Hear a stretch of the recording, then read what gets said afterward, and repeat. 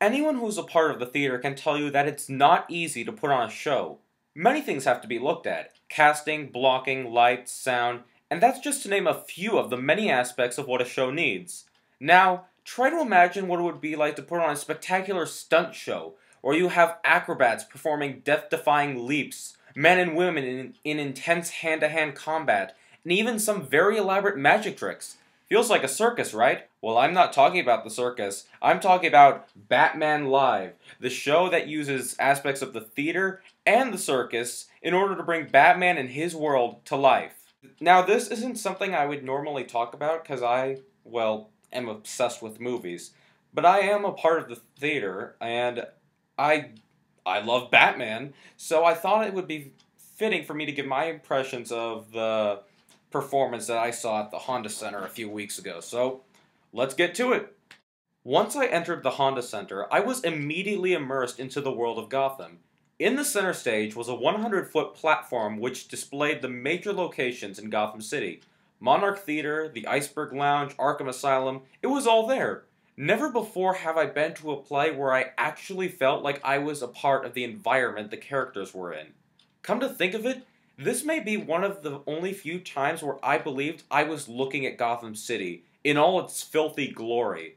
Tim Burton's Batman managed to give it that grungy look, and the animated series appeared very much like a crumbling utopia, and this one feels like it is real. Like a pop-up book, Gotham leaps from the comics and onto the stage. So, what's the story on this highly new take on Batman? The origin of Robin.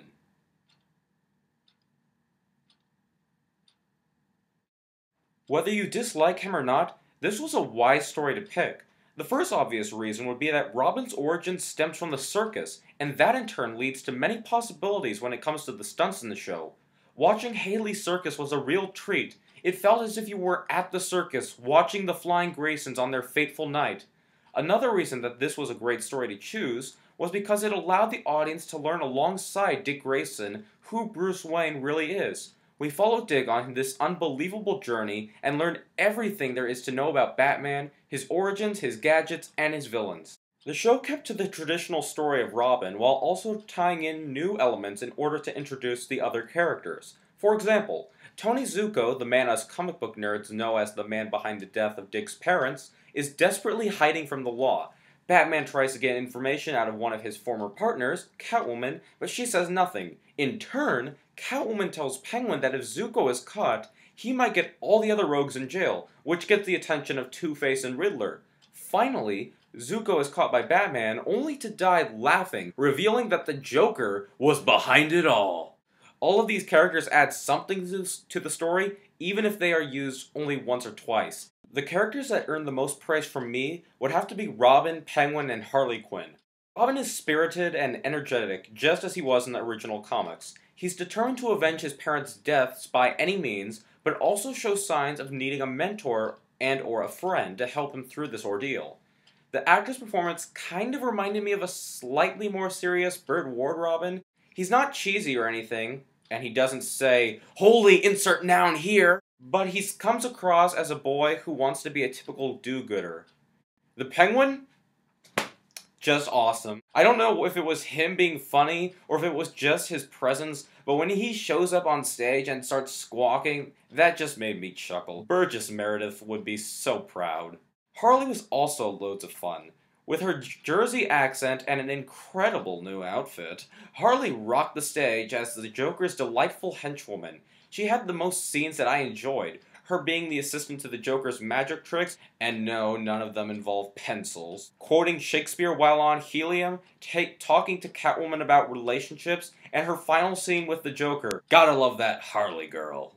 Now, I'm not an expert on stunts. I can't say if a twirl in the air was done poorly or something like that, but what I can say is that a lot of hard work and thought was put into these stunts.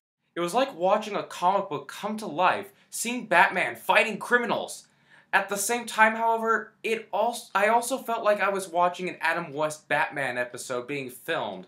That's not to say that the stunts were bad. What I mean is that sometimes it was really obvious when something was choreographed. Sometimes the actors would slow down before kicking, or maybe you could clearly see Batman's fist go right past someone's face before he gets knocked to the ground. That being said, I understand that that's how a lot of stunt shows work, and I can't blame the actors for wanting to be safe. The one thing I thought could have been improved was the Flying Grayson scene. I thought it went on way too long and could have been cut down a little bit. Then again, I'm paying to watch a stunt show, so what right do I have to complain? The battle between Batman and Catwoman was an impressive spectacle to watch. It reminded me a lot of scenes out of Hush. In fact, a lot of the designs greatly resembled Jim Lee's artwork.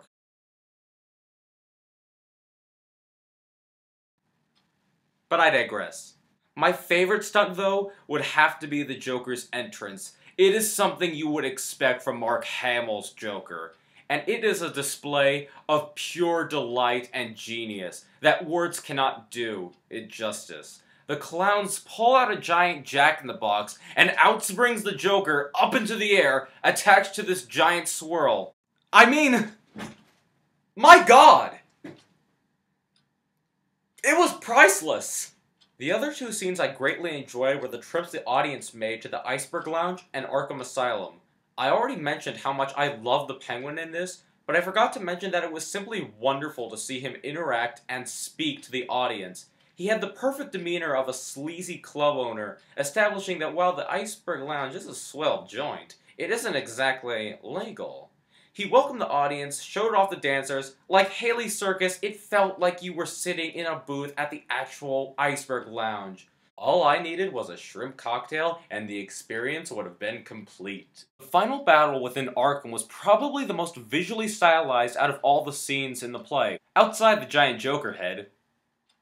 But that's another story. The spectators entered the asylum and viewed multiple inmates chained and suspended in the air.